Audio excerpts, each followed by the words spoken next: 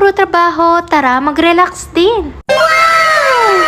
For today's video nga ay nandito kami ngayon sa Diwata Nature Resort at located lang to dito sa San Pablo City, Laguna. Guys, sa sobrang lawak na ito ay kukulangin ng isang araw na pag-i-stay nyo dahil nandito na ata lahat. All-in-one staycation and pasyalan ba ang hanap mo ay perfecto para sa'yo. Aga nga kami nakarating guys pero sobrang dami na ng tao. Ang ganda at ang lawak dito sa loob dahil meron na ditong hotel, restaurant, may banda tuwing gabi, tapos may swimming pool, may cuisine, may fishing pan. Sa sobrang dami nga guys, hindi ko na mabilang pa kaya mas maganda kayo talaga ang pupunta. So pagdating nga namin guys sa entrance fee pa lang sisingilin na kayo dito ng 500 ata ang per person. Kaya para nga masulit namin nag-ikot-ikot na nga kami dito at guys namangha nga kami sa mga design na building dito. Kung may mga lalaki nga kayong kasama, mga tatay, kuya dyan, perfect dito dahil nga may basketball and billiards. Ang cute din no, may vending machine sila at dahil nga nauuhaw kami, tinry na nga din namin dito bumili. Guys, for only 500 pesos masusulit nyo na ha dahil nga may access na kayo sa lahat. Nakaka-excite nga maglangoy sa ganito kaganda at guys kung nilalamig ka naman meron din sila ditong jacuzzi. At dito nga namin pinili maglangoy guys sa taas para nga makita namin yung view sa baba. At dahil napakita ko na nga sa inyo guys yung part dito sa taas, tara samahan nyo naman ako dito sa baba. Ay ang ganda pak, para ka na sa airport ng Singapore. Alam mo kahit tamad ka maligo, gaganahan ka dito promise. At dahil mainit na nga guys, nagpalit na nga kami ng panligo. Itong mga araw na to may ubo at sipon pa ako guys dahil kakagaling ko lang din naman sa duty ko. At kaya nga kami pala nagpunta dito guys dahil magse-celebrate nga kami ng Father's Day. Alam nyo ba, nakapunta ako dito last 2024 at hindi pa to ganun ka-recover. Pero ngayon guys, highly recommended ko talaga to sa inyo kaya ilagay nyo na rin to sa bucket list nyo at puntahan nyo na. Kung ikaw naman ay taga Metro Manila guys, malapit lang din naman yan kung may sasakyan ka dahil 2 to 3 hours lang namin ng biyahe kung walang traffic. Pwede ka nga din dito magpakain ng isda at pwede ka rin dito mamangka. Mag-e-enjoy nga kayo kahit dalawa lang kayo pero mas maganda ko buong family ang kasama mo. Ang ganda, plus points nga dahil may Japanese resto sila dito tapos may bilihan ng kape. Kaya sa lahat ng workaholic dyan guys, deserve yung i-treat yung sarili nyo at deserve nyo mag-relax. Ang sarap kaya mag-explore guys, alam nyo ba, local pa lang nagagalaan ko pero na-appreciate ko na lahat ng place na napupuntahan ko. At sana soon makapag-travel na tayo sa ibang bansa at ito kasama ko si Selwyn and guys, try namin yung mga food trip dun. Kaya ayan guys, nakalista na yan sa lahat ng bucket list ko at kailangan mo talaga mangarap na agad dahil nga kailangan na nating i-manifest yan. Anyways, the best din pala guys yung Filipino food nila dito kasi talagang panglutong bahay talaga. Plus points din sa kalinisan guys dahil wala kang makikitang kalat dito. Sa pagkakaalam ko nga pala guys, ang rate ng buffet nila dito ay 699 per pax. Unlimited na yun, walang time limit. Ayun nga sa kakaikot ko nga medyo napagod na ako kaya nga sabi ko kay Selwyn ay videohan mo muna ako dahil ako ay mamamahinga. O diba, maintain nila yung cleanliness. Alam mo ba, para kang nasa paraiso. Feeling ko din ang tataba ng lupa dito guys dahil sagana at ang gaganda ng halaman dito. Tignan nyo naman ang tataas tapos mamumunga pa. Alam nyo ba, maganda sa bahay ang may halaman kasi dati guys meron kami mga tanim ng dahon ng sili, kalamansi. Pero ang meron na lang kami ngayon guys ay puno na mangga, langka, kamyas at siningwelas. Mabalik na nga ulit tayo sa taas guys at ito na nga, bibili na nga ulit sila dito. Actually may bilihan naman ng drinks sa baba guys pero mas maganda dito, feeling mo nasa Korea ka naman. Ito yung mga napapanood ko sa K-drama eh, nai-imagine ko na tuloy. O diba, walang katapusang pagbili na para bang uhaw na uhaw kami. Liligo na nga kasi kami guys kaya nagre-ready na kami dito ng inumin at may dala na nga kaming snacks. Thank you po pala ulit sa pagsama sa akin, sa pag-invite sa akin sa family ni Selwyn. Thank you po. Kahit kami nararamdaman carry lang guys kasi nga nasobra ako sa pag-duty kaya ito sumakit yung katawan ko at may ubo at sipon pa ako. Huwag nga kayo mag-alala guys dahil nakainom na ako ng gamot at medyo nakapahinga na rin ako. Syempre hindi naman pwedeng abusuhin natin yung katawan guys dahil inaalagaan ko din to. Alam ko hindi ko pa na-share lahat guys pero mas maganda i-visit nyo yung page ng Diwata Nature Resort para makita nyo. So maliligo na nga ulit kami at hanggang dito na lang tong video na to. Thank you for watching and don't forget to like and follow and share.